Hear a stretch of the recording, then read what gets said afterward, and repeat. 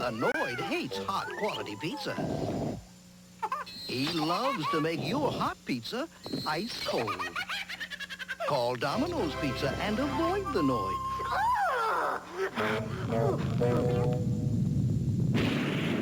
We keep the cold out and all this quality in. So when you want quality pizza hot and delicious, Domino's Pizza delivers. One call does it all. Cleveland has done a good job here of getting back on defense. Here you see the ball changing hands, and immediately you see the yellow players come back in pursuit of Chapman. Chapman trying to angle a quick shot in on P.J. Johnson. Our next telecast here on ESPN, Wichita and the St. Louis Steamers, live February 1st, 3 p.m. Eastern Time. That's always a good matchup when those two clubs meet. That game will be at the St. Louis Arena. Steamers lost a tough one in overtime last night to San Diego 3-2. This ball sails over 3 lines, and the ball comes back the other way. How about this interesting note? Bernie James had only 1 goal all of last year. It was against Baltimore, and it was a game-winning goal.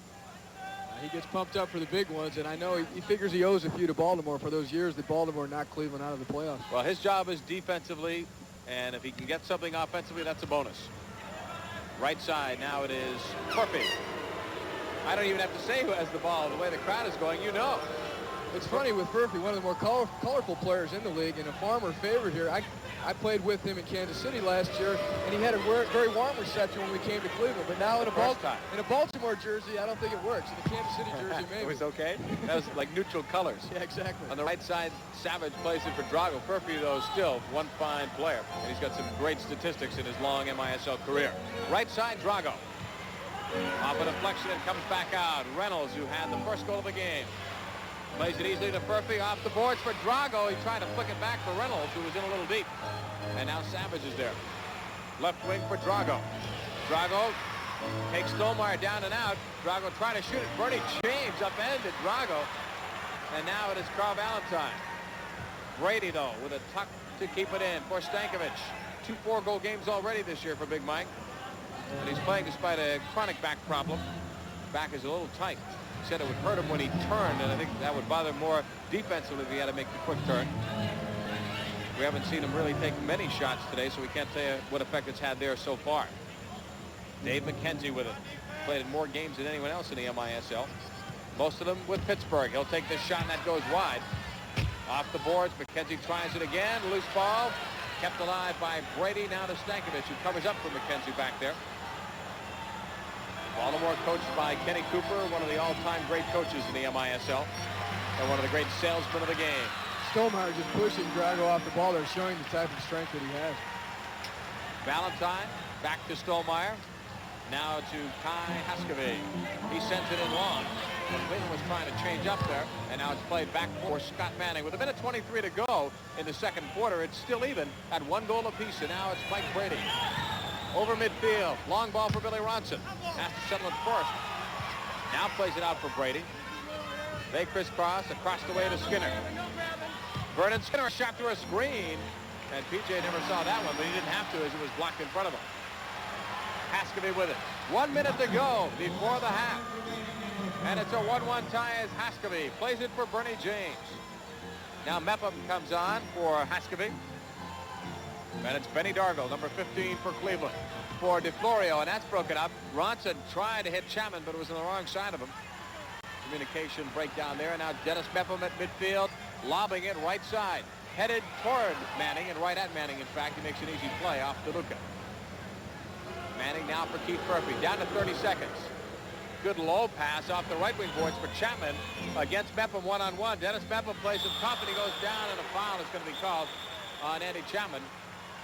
That should be Baltimore's 5th foul, unless they've already posted it and quit. Nope, that's 5th. They had 4 up there for a second. 21 seconds left. Cleveland would love to draw another foul here if they can on Baltimore. Brady turning it back. Off the boards, wants his own ball. Smart play. Down the left wing against Dargle. 10 seconds up. He scores from a bad angle. What a big goal. And you talked, Ty Keogh, before about a bad goal near the end of a quarter. This is 10 seconds from the end of the half. A great individual effort by Michael Brady, the young rookie. He really had 3 or 4 players to beat. He alertly used the boards to beat a couple of them, followed up, and then scored from a bad angle. It must have surprised P.J. Johnson he would even try and shoot from that bad of an angle. Here you see him circumventing the two defenders and winning the race into the corner. And just, I think PJ may have been a bit screened by at the last second when the Cleveland defenders put his foot in, attempting to block the shot. Let's take a look on this replay at where he is. He's way over on the near post, and that one goes far post as we take another look. A bad angle shot.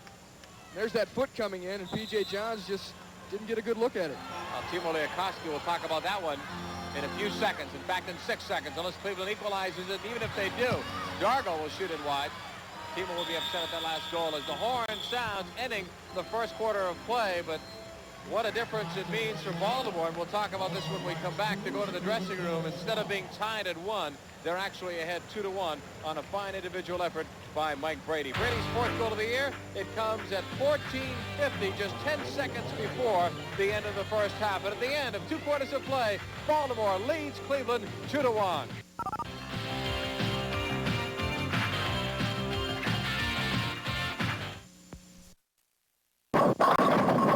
Hi, I'm Frank White. During the off-season to stay in shape, I bowled at one of King Louis's 9 neighborhood bowling centers. The best part about it, I never have to wait. They take reservations. I call up, tell them when I'll be coming in to bowl, and when I get there, my lane is waiting for me. So stay in shape and have some fun. Go bowling at one of King Louis's 9 neighborhood bowling centers today. New short season leagues are now forming. Call the King Louis nearest you for details. Now, there's a better way to advertise. United Kansas Bank was motivated to use cable because we had a new program that we wanted to project rapidly, and it did that. And cable advertising is definitely going to be an intricate part of that advertising budget. To target your best customers, call Telecable Targeting. It's a 2-1 lead in favor of the Baltimore Blast, but one of the most impressive things about this game is the crowd, and we've not gotten an attendance figure as of yet, but this is one of those franchises where the Wolstein family came in, and it's a hands-on ownership. It's not like they've hired great people and they let them do their jobs, but the Wolstein family has an active hand in everything that's going on here, and this is the 3rd year that they've led the league in attendance, and that's no secret, the hard work and the time that they put in. But Ty, this franchise, when you were playing, they were averaging 3,000 plus a game when the Force were here, and they're the only original franchise. Now, not only do they have this, but they put together the Budweiser Soccer Classic in college, and they're making plans to do all kinds of other things coming up. Yeah, it's been a real labor of love for the Wolstein family. It's great to see the success that they're getting now. It's well-deserved. Minnesota leads Los Angeles 2-1. That is at the half. Game being played in Minnesota. Chicago still on top of Kansas City. Same margin, but it's now 5-3 as the Comets, after a great start, have really started to hit some skids there.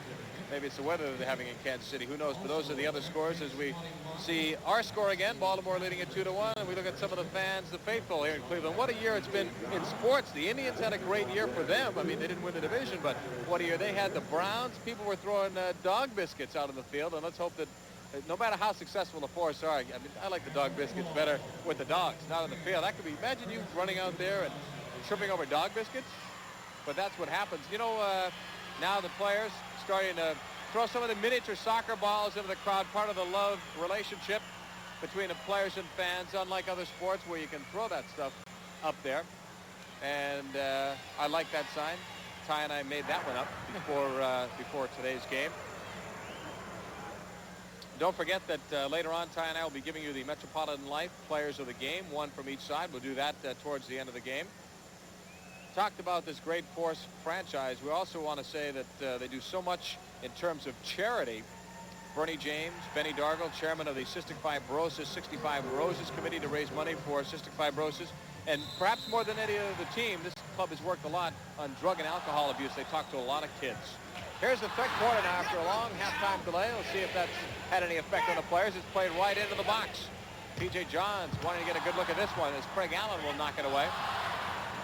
Craig Allen doing some good defensive work there, and that's not his specialty. He's playing with an injured toe and an injured foot and hasn't been able to practice much. So his fitness may be lacking to a certain extent, but he's still been, working hard. Ball played up the floor now, and it's the Blast who lead at 2-1. Goes by Reynolds and Brady, who just joined us, 2 rookies. Bernie James, the veteran, getting the equalizer at the time for Cleveland, but now they need one to tie. That last goal came 10 seconds before the half came to a close. Bad time to give one up, but a great time for Baltimore to score. If you're a Blast fan, now it's Haskavy across the way to Craig Allen. Picked up by Drago. Now for Valentine. Out for Stolmeyer to Kai Haskavy. Haskavy among the all-time leaders in points for the Major Indoor Soccer League. Leads this club. Allen held by Skinner. And now this ball is just booted straight upstairs. And the ball will revert to Cleveland, but they got a good break there, and in the fact that there was no foul called. Allen was really held on to by Skinner. Kai Haskavy, always one of the stronger players in the league, having a brilliant season this year. He's finally healthy after a couple seasons fighting the knee injuries. But the plus 17 it's amazing to be up that many goals in terms of having been on the field when your team scores and not being on the field when your team is scored against. He leads the team in assists and points, tied with DeFlorio with goals with 15. And the only reason Craig Allen's not up there, he had a 6-goal game against Kansas City, is because Allen has missed too many games. But he'll be there if he can get healthy. Haskavy. Far post, he was going on a pass, but Manning is there. Haskavy, one of the more dangerous players in the league on those set pieces from the corner. Johns was way up. If he ever lost that ball, would have been goodbye. No one would have been back there. Now it's Billy Ronson. On the attack for Chapman. It squirts by him, and P.J. Johns is there. Good long throw by P.J. Johns for Craig Allen. Allen wanting to go to the inside and then back outside. Great defense by Reynolds. That was well done by Reynolds. He used his body legally. He just got himself between the ball and Craig Allen and was able to force him off the ball, which is not easy. Craig is a strong player. Here's Chapman. 3-on-4. Furphy. Nice foot save for P.J. Johns. Headed by Ward and now chested down by Kai Haskavy. P.J. did a good job there holding his ground. Some goalkeepers would have been starting to go down low and may not have been able to react to the shot. He held his ground and waited for the move to be made by the attacking player. P.J. Johns backed up today by Chris Vaccaro. Now it's Craig Allen. Leaving it, Peter Ward. No one picks him up. Manning, great play. And then he reached back. May have taken a little bit of a kick there by Ward, but he is apparently okay. He showed some guts there because he came flying out just as Ward was shooting and smothered it. And that ball is tossed up into the crowd. I think that gives Scotty a chance to breathe. He's hunched over. There's a look at him. He got hit pretty hard. That's a dangerous position you to see play. Peter Ward follow this ball up opportunistically. Follows it again, and then there's the contact made as he goes for the rebound. Manning grabbing it at the last second. Ward still following through on the attempt to shoot it in the goal and got a piece of him. So while they take a look at Scott Manning, we'll be coming right back. Baltimore leads over Cleveland 2-1. We'll update you on the goalkeeping situation when we come back.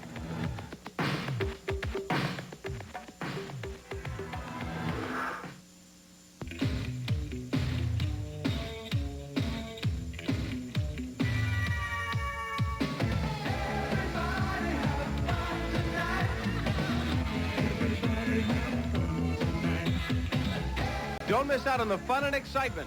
Bud Sports and ESPN bring you the major indoor soccer league game of the week. It's the MISL on ESPN. Check local listings for times.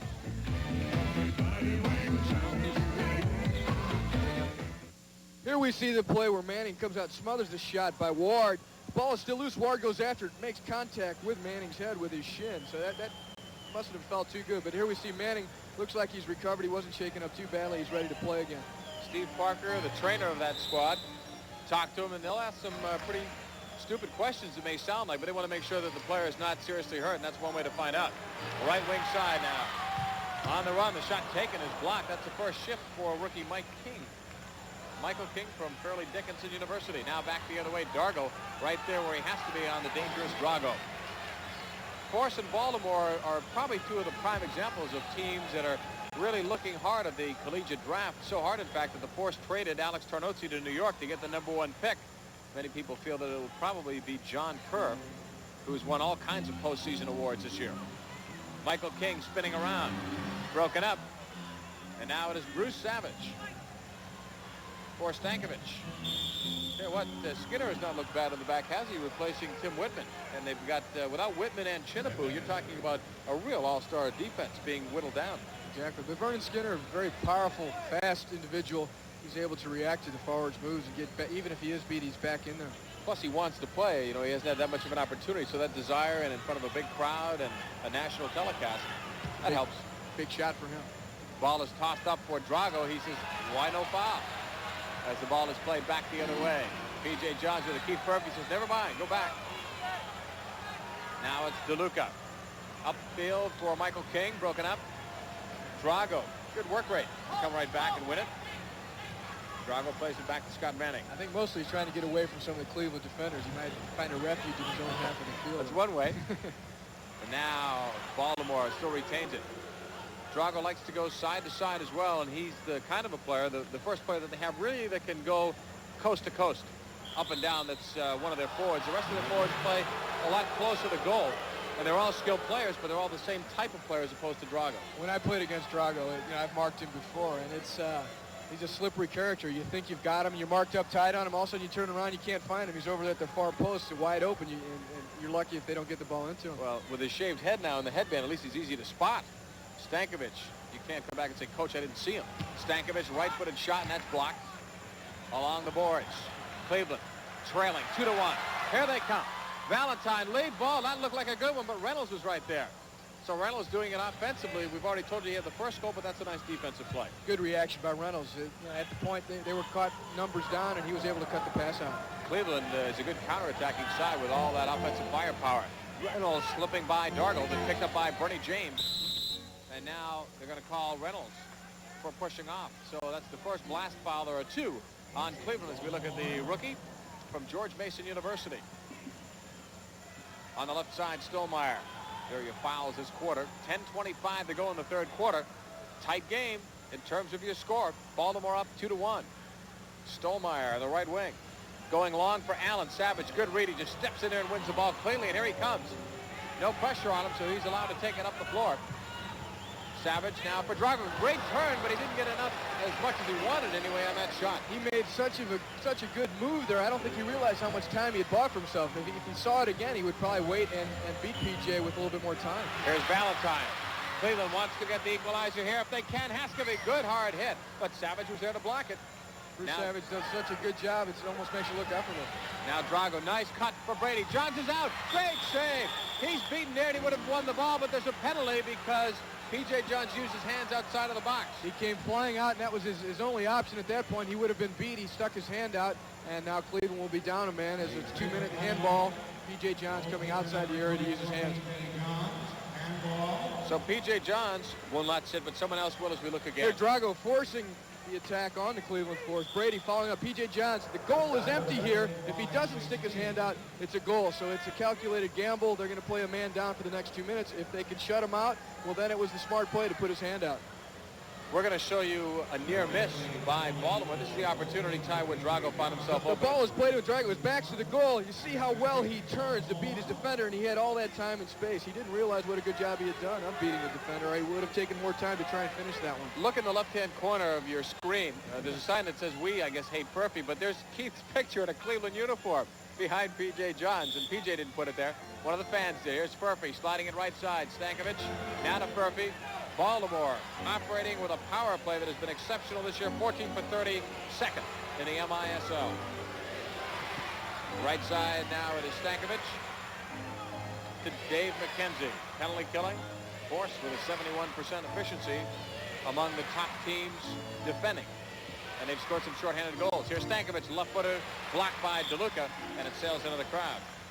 I'm watching this power play by the Baltimore Blast, and one of the missing ingredients, one of the things that Baltimore can look forward to hopefully soon is the return of Dave McWilliams. He's the all-time leading American barn scorer in the MISL. He's mending from reconstructive knee surgery. He used to be a part of this power play. He'd get himself set up inside that area and pick up a lot of garbage and make goals for himself. He was the one that, a loose ball, hard-nosed player that could stick it in. And he was very tough to move when he got his position set out there. And he is not scheduled to come back still for a while. They said maybe January. Now we're hearing maybe February, maybe later. He and Bernie James had some good physical markups in that box. They're using their bodies. There's Murphy on the left. Baltimore, as we said, second best power play in the league. They trail only San Diego on the left. Right across, and it's behind everyone except that man, but McKenzie's shot was blocked. Stankovic, who teased this power play. Right side, McKenzie in the corner for Drago. Not enough on the ball, and Bernie James comes away and dumps it. Look at how far up Manning was trying to help out. Last time these two clubs met, remember, it was Cleveland winning it when Mepham scored in the same situation. His team down a man. Right side. And Mepham's out there. A shot taken, blocked by Johns. Headed down by Stankovic, but look out. Cleveland coming back in numbers. Now it's 3-on-3. Dargle over the line. 39 seconds on the power play, and now it's broken up. Right side, Stankovic and Valentine. Look at this effort. Valentine wins it. Cuts to the middle. Good work rate, Stankovic. Look at how calm, but maybe too calm. And now Stankovic trips up Valentine, and it's just a foul. Great hustle by Carl Valentine. He kept dogging that ball, pressuring. When he lost it, he came up with it again. And Stankovic, an experienced player, it's hard to win the ball back from him. And Valentine kept fighting and getting a piece of it. Mepham in a corner. Look out. He got Fraze down. Loose ball. Hooked out. Drago upended by Benny Dargle, who says, I didn't mean to do it, but that doesn't help Drago. He's down. Benny got there just a little bit late as Drago had shoved the ball sideways. His momentum carried him right through Drago. Here we have Valentine stealing the ball. Remember, his team is a man down. He's coming in on the goal to try a shorthanded one. Good defensive play by Stankovic, but Valentine does not give up. He keeps poking away, gets a hold of the ball, fights his way into the corner, and Stankovic trips him there. And now we're going to see the injury coming up. Dargle on a hard tackle. Benny Dargle just getting there an instant late as he was trying to follow through and hit the ball. The ball was already shoved to the side by Drago. He would like to see a 2-minute penalty. I don't believe it was an intentional hit. He was trying to get the man and the ball. He was just there an instant late. Well, Dargle had a very quick apology. I'll tell you what, Drago cannot come back until the next guaranteed substitution because he did not get up and the referee brought the trainer out on the floor. That's why Manning tried to get him up in a hurry. On the right side, now it's played over to the left to McKenzie. The penalty is now over. Ward is back on. Murphy locked it off the header out of play. And the crowd salutes the penalty killers. That's a big penalty they just killed. Exactly. A disappointing performance by the Baltimore power play unit, but give credit to Cleveland, to Carl Valentine, to Bernie James. They weren't letting them get it going. Now the officials have called a timeout on the floor. They look at Timo Liakoski and Jay Hoffman, his assistant. They'll talk things over, as will Ken Cooper on the opposite side and his assistant, Jim Pollahan. Goal scorers, Reynolds and Brady for Baltimore, Bernie James for Cleveland. Two teams will be at full and equal strength. When we come back, it's 2-1 Baltimore.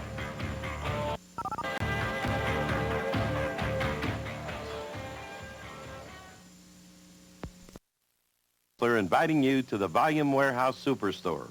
Our warehouse sells only brand name major appliances, color TVs, and VCRs at incredibly low prices.